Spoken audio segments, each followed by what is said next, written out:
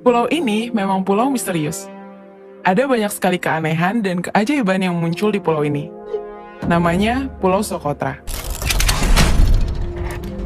Terletak di sebelah selatan Jazirah Arab dan Timur Afrika. Kalau kamu datang ke sana, pasti serasa tidak tinggal di bumi. Selain flora dan faunanya yang aneh, bentang alamnya juga terasa asing.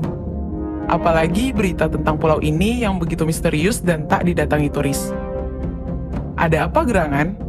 Kenapa pula orang menyebut pulau ini pulau alien atau pulau neraka? Bahkan Marco Polo mengklaim bahwa orang-orang di pulau ini adalah ahli sihir paling ahli di dunia. Pulau ini terpisah dari Afrika sekitar 6 atau 7 juta tahun yang lalu, dan diperkirakan ada 700 spesies endemik di Socotra yang tak bisa kamu temukan dimanapun di dunia ini, hanya di Pulau Socotra. Yang paling aneh dan banyak adalah pohon berbentuk payung yang sangat besar, dan pohon ini disebut Dragon Blood Tree.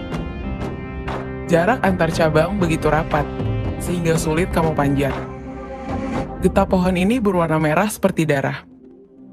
Selain dijadikan bahan ritual adat, getah pohon ini juga dipercaya bisa menyembuhkan segala penyakit loh. Di samping Dragon Blood Tree, banyak tumbuhan lain yang gak kalah aneh. Kebanyakan tumbuhan di sana berbatang pendek tapi gendut seperti kaki gajah. Bentuk itu merupakan hasil adaptasi lingkungan Pulau Socotra yang sangat panas dan kering.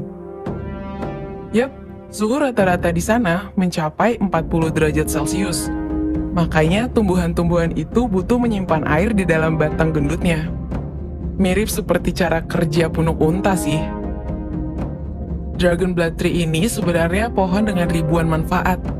Menurut Wikipedia, itu digunakan sebagai stimulan, abortifacient, astringent, pasta gigi, penyegar nafas, lipstik, pembalut, pernis, terutama untuk biola, dan pengobatan untuk rematik, diare, disentri, demam, dan bisul.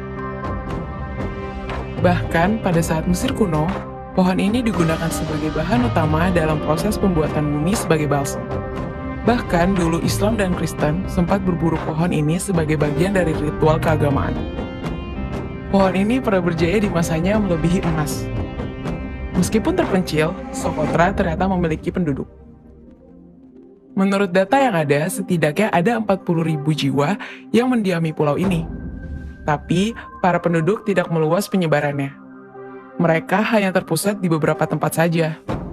Dan senada dengan identitas Socotra yang identik dengan hal unik dan aneh, penduduk pulau ini pun ternyata demikian pula. Keanehan penduduk Socotra adalah mereka seolah tak tersentuh peradaban modern. Menurut seorang pembuat film dokumenter bernama Charles Cardelus yang pernah mengangkat warga Socotra sebagai film, penduduk di sini seolah terperangkap waktu. Adat istiadatnya masih sama seperti ribuan tahun yang lalu. Bahkan termasuk perdagangan, mereka masih memakai sistem barter. Tapi sepertinya pemandangan penduduk tak tersentuh ini bakal berubah perlahan. Ya, pengaruh barat ternyata sedikit demi sedikit mulai mengenyahkan identitas orang Socotra.